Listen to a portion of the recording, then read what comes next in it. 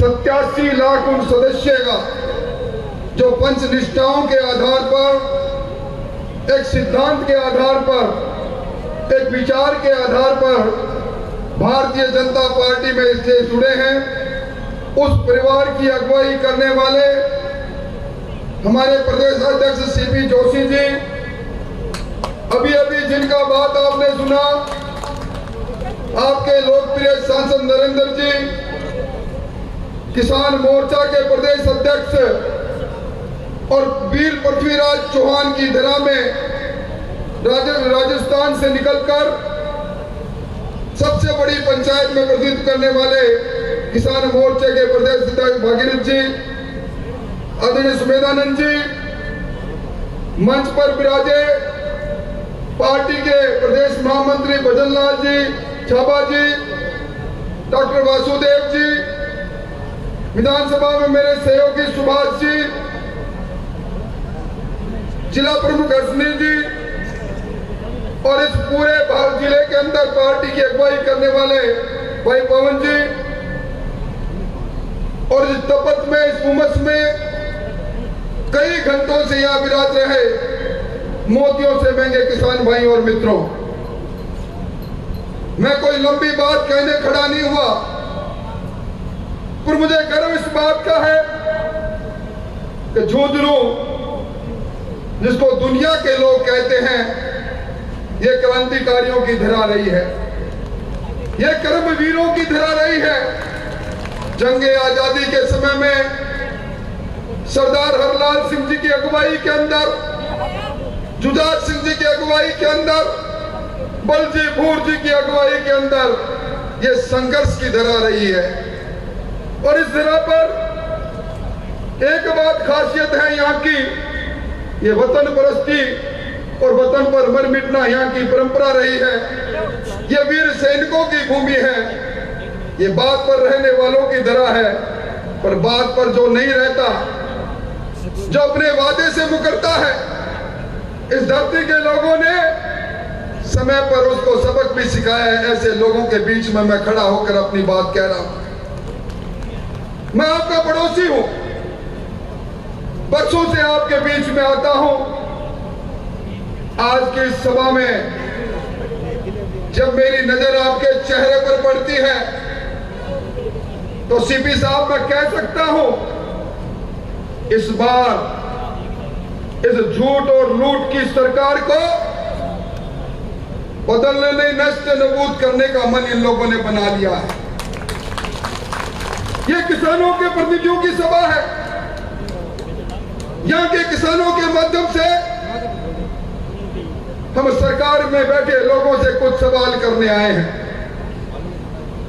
हम सवाल करने आए हैं, मुख्यमंत्री जी, आपके शासन के अब 3 महीने बचे हैं।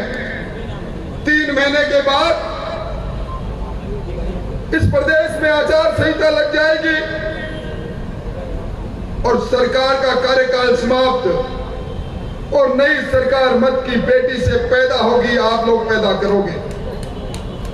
अब ये किसानों की प्रतिनिधि सभा ये पूछ रही है, वो समय याद आ रहा है, 4 साल 7.5 महीने पहले का समय माया था यहाँ। उस समय नामांकन भरा जा रहा था राजेंद्र बाबू जी का। मैं जब मंच से उतर रहा था, यहाँ कुछ लोगों ने मुझे कहा, मैं उस समय सरकार में मंत्री था, कहा मंत्री जी अब के बाद ये जो कांग्रेस पार्टी है इसने वादा बड़ा करड़ा कर लिया, हमारे किसानों का कर्जा माफ हो जाएगा। हम आए बार कर्ज लेते हैं, सहकारिता का कर्ज को नया पुराना करते हैं, हमारा कर्ज माफ हो जाएगा। लोगों ने कहा ये कर्ज माफी की बात हमारे दिल को छू रही है। नौजवानों ने कहा नौकरी नहीं है, पर जब तक नौकरी नहीं, 10वीं पास 10+2 में पास अगर मैंने कर लिया, नौकरी नहीं तो मेरे घर बैठे 3500 रुपए मिलेगा, कम से कम नौकरी की तलाश में इधर उधर तो चला जाऊंगा। लोगों ने कहा कि इस बार कांग्रेस ने कहा पारदर्शी शासन देंगे। पिछली बार लूट लिया था राजस्थान को, लोग झांसे में आ गए। आज ये प्रतिनिधि सभा सवाल कर रही है, कहां गया वो कर्जा माफी की बात? राजस्थान की विधानसभा में सुभाष जी ने हमने पूछा था, मुख्यमंत्री जी आपने वादा किया था 31 दिसंबर 2018 तक के अवधि पार फसली ऋण जिन्होंने ले रखा है, किसानों ने कर्जा ले रखा है, उसको माफ करेंगे। हमें ये तो बता दो कि इस दिन कितना कर्जा था? सरकार का उत्तर था 99,996 करोड़ रुपए राजस्थान के किसानों पर कर्जा है। हमने क्या माफ कितना किया? बोले 8,400 करोड़। यह संपूर्ण कर्जा की बात कहां चली गई? राज्यसभा के अंदर सीपी जोशी साहब, मुझे भी मैं जब मंच पर चढ़ रहा था, 3 किसान मिले, तीनों के हाथ में नोटिस थे और कह रहे थे इन्होंने कहा था कर्जा माफ करेंगे। ये मेरे हाथ में नोटिस है। एक के हाथ में 3,30,000 का नोटिस था, एक के हाथ में 4 लाख का नोटिस था। कह रहे कर्जा लिया था उस समय 50,000 नेशनलाइज्ड बैंक से लिया, केसीसी के आधार पर लिया। पर मुख्यमंत्री जी ने कहा मैं कर्जा माफ करूंगा, वन टाइम सेटलमेंट करूंगा। कल्ला जी की कमेटी बनाई, वो कल्ला जी की कमेटी अल्लाह के पास चलेगी। मेरे को मुझे नोटिस मिला है। इससे बड़ा धोखा कुछ हो सकता है? राजस्थान की विधानसभा में सरकार ने स्वीकार किया 19,600 किसानों को जमीन की नीलामी की कुर्की हो गई। मेरे एक पर्सन में स्वीकार किया, हाँ भाई ये बात सही है कि 3,49,000 किसानों ने जो नेशनलाइज्ड बैंक से कर्जा लिया था 6,018 लाख रुपए। ये लिखने वाले लिख लेना अगर मेरी बात झूठी हो। मैं प्रदेश अध्यक्ष कांग्रेस की तरह झूठी बातें नहीं कहता, मैंने वो बात कही। और आज वो कर्जा 6,000 का बढ़कर 12-13,000 हो गया। किसान लुट रहा है, चक्रवृद्धि ब्याज लग रहा है। आज हम जवाब मांगने आए हैं। मुख्यमंत्री जी विधानसभा में कहा था लंबी से जो लोग पशु काल कल्पित होंगे उसको 40,000 रुपए देंगे। आपको कसम है धरती माता की, आपको कसम है गौ माता की, हम सब लोग पीड़ा में थे। राजस्थान में शेखावाटी में सबसे ज्यादा गौवंश का नाश हुआ। यहाँ सबसे बड़ा टीकाकरण प्रारंभ हुआ। यहाँ पशु चिकित्सालय में ना चिकित्सक थे ना पशु सहायक थे। हमारा पशुधन दम तोड़ते चला गया, हमें देखते चले गए। और आज 41,000 लोगों को देखकर नाखून कटा दिया है, चादत में नाम लिख दे मेरा। इस तर्ज पर सरकार काम कर रही है। क्या हुआ उस बात को लेकर? विधानसभा में कहा था किसानों दिसंबर 2022 तक जिसका भी आपका आवेदन किया हुआ है कृषि का, सारे कनेक्शन देंगे। हम 3 लाख से ज्यादा कनेक्शन देंगे। या मेरे सामने किसान भाई बैठे हैं, क्या ये सही नहीं?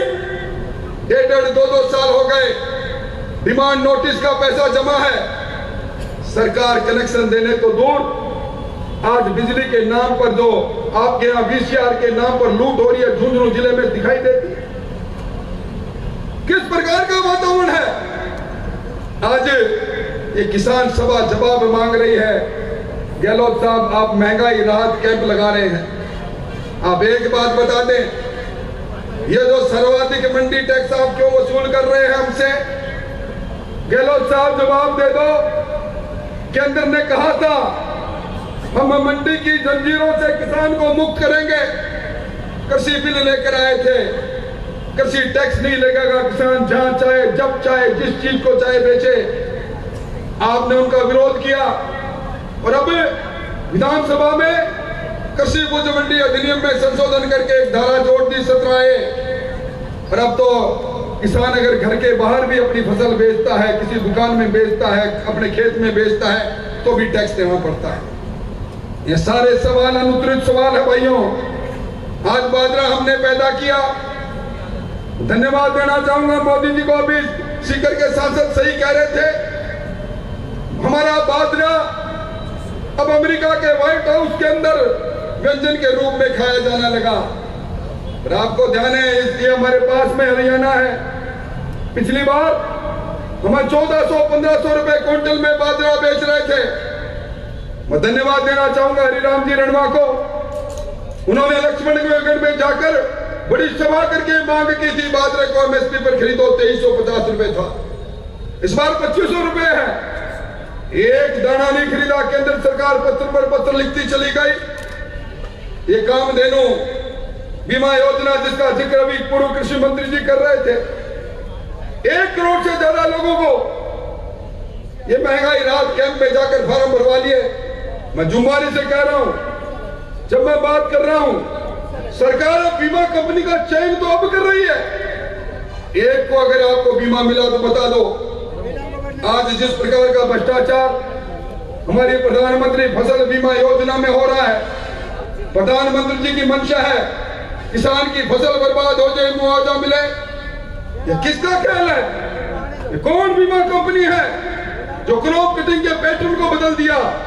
अब सैटेलाइट से आपकी क्रॉप कटिंग का सर्वे हो रहा है।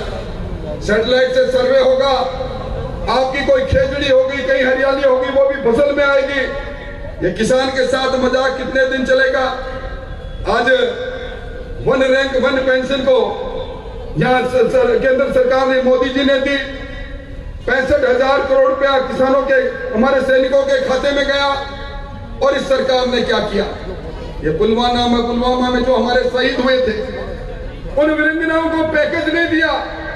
उन्होंने मांग उठाई तो सरे रहा, उनको लाठियों से पीटा गया। और सरकार वो सरकार है। इसलिए भाइयों, आजकल महंगाई राहत के नाम पर एक झुंझुना बजा रही है सरकार। कह रही है कि मैं 100 यूनिट तक के बिजली माफ करेंगे। आपको कसम है, धरती मां की, जाकर अपना बिल देख लेना। पिछले महीने का बिल देख लेना, इस महीने का बिल देख लेना।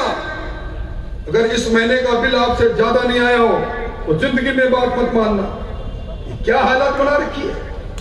ये लूट और झूठ कितने दिन चलेगी?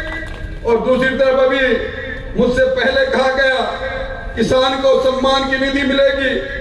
कितनी बड़ी मिलती हमारे खाते में जाते हैं।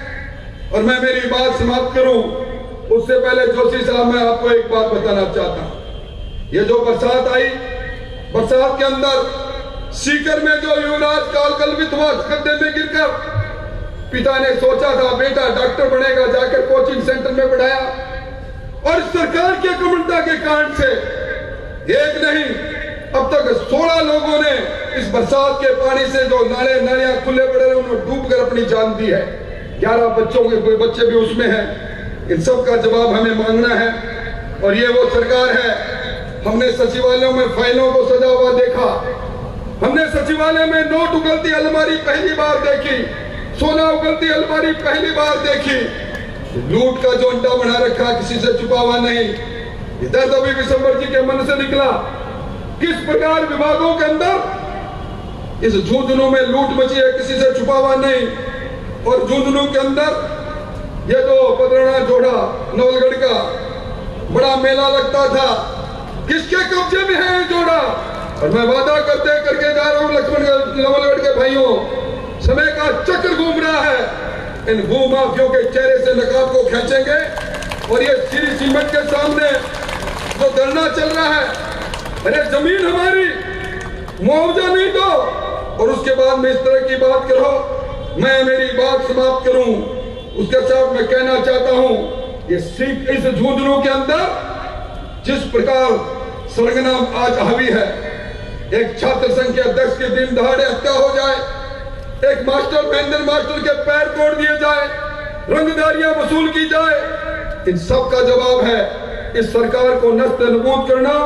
और नस्ते-नबूद करने के लिए आज की ये सभा हम सबको संकल्प लेकर जाना है। ये सभा कोई साधारण सभा नहीं, ये राजस्थान के किसानों का प्रतिनिधित्व करने वाली सभा है। झुंझुनू के हमेशा दबंगड़ाई ली है, राजस्थान की राजनीति बदली है। आओ हम सब मिलकर इस सरकार को नस्ल-ए-नबूद करने में अपनी भूमिका निभाएं। आप आए, इसलिए आपका बहुत बहुत धन्यवाद। और अब मैं खुद ही बड़े अदब के साथ जिनको सुनने आप आए हैं, हमारी पार्टी के प्रदेशाध्यक्ष